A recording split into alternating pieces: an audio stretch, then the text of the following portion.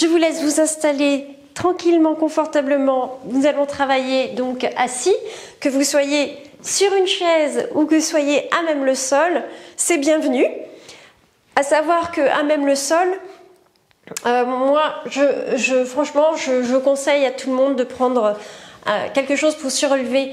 Vous prenez coussin, couverture, hop, vous glissez ça en dessous. Ne vous inquiétez pas pour ma posture. Effectivement, j'ai des facilités, mais ça, c'est depuis ma naissance. Je suis comme ça. Ce n'est pas parce que j'ai travaillé ma souplesse du tout, parce qu'en fait, je ne suis pas souple. Je vous le dis, je ne suis pas souple. Et enfin voilà. Puis ça m'intéresse pas d'être souple. Le qigong me suffit pour travailler la souplesse du corps de la façon dont je le souhaite.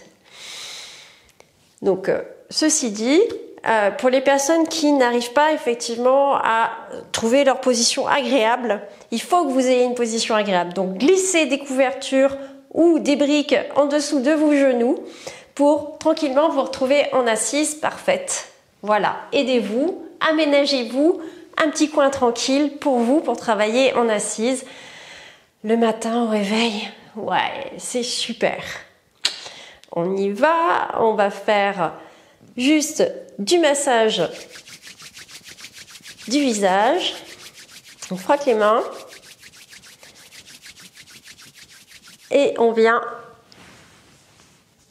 lisser le visage de bas en haut et surtout sur les côtés du crâne.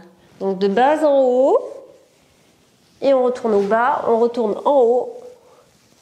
Et le côté du visage. Bas en haut, en bas, en haut et le côté du visage. On vient masser le cou d'un côté, on pétrit le cou de l'autre côté. Allez, on pétrit tranquille. Des séries de 6, de 9, de 12.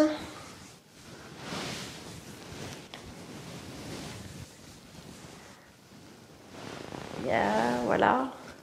On met les doigts simplement comme ceci pour aller frotter sur les côtés des doigts.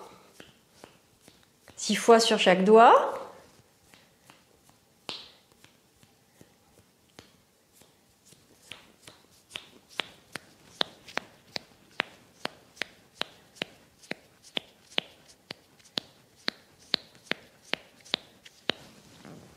Parfait. On va juste travailler lentement, sans grande amplitude. Il n'y a pas besoin d'une grande amplitude. J'en veux pas de la grande amplitude. Hein. C'est juste travailler la rotation du poignet en douceur et lentement, au ralenti, de façon super légère et décontractée. Puis pareil de l'autre côté. Voilà. Décontracté. Et en même temps, on commence à se mettre en position MEI, menton, épaule, ischion. Alors, on check le menton, ni trop en arrière, ni trop en avant. Juste dans le juste milieu, on regarde 3 mètres devant ou on regarde loin devant. Très bien. Main sur les genoux. On va juste s'occuper des genoux. Pareil. Subtil. Toucher subtil des genoux dans un sens. Voilà, on vient irriguer la zone en chaleur. Dans l'autre sens.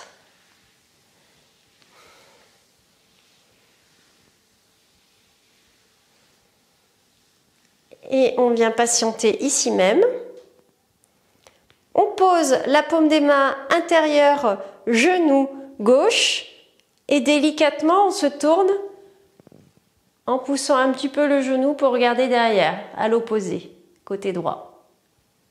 Allez, on fait la même chose. Côté gauche. On regarde côté gauche. Allez. On n'hésite pas à ramener la main qui n'est pas sur le genou vers les hanches. Là, vous positionnez votre main droite sur le genou, la main gauche revient au niveau de la hanche. Vous regardez, voilà, quelques petites torsions, ça fait du bien. Les mains en bec d'oiseau, on vient tapoter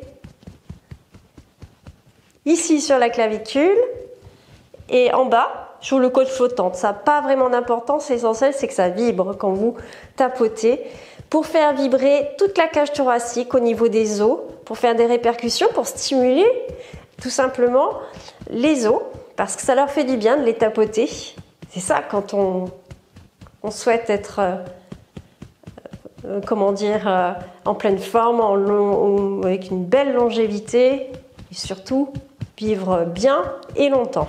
On change. Niveau clavicule et niveau bas des côtes.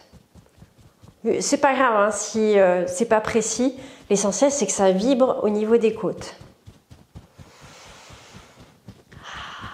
Inspire, expire. Quand ça vient, c'est très agréable. Allons-y. Parfait. Nous allons positionner les mains pareil en bec d'oiseau sur les deux os de la clavicule en haut et on va faire 56 tours en descendant.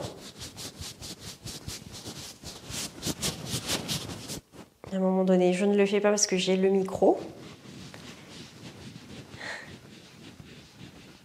Donc 56 tours pour arriver jusqu'au nombril. Hein.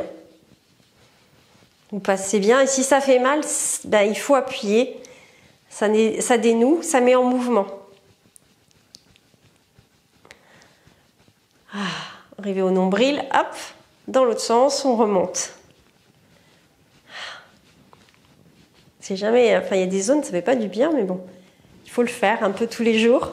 Nous sommes l'alchimiste de notre corps et je vous le rappelle, si on fait du Qigong un peu tous les jours, c'est parce que on a de la réparation à faire. Il y a des choses à réparer dans le corps qui ont été bousculées toute la veille.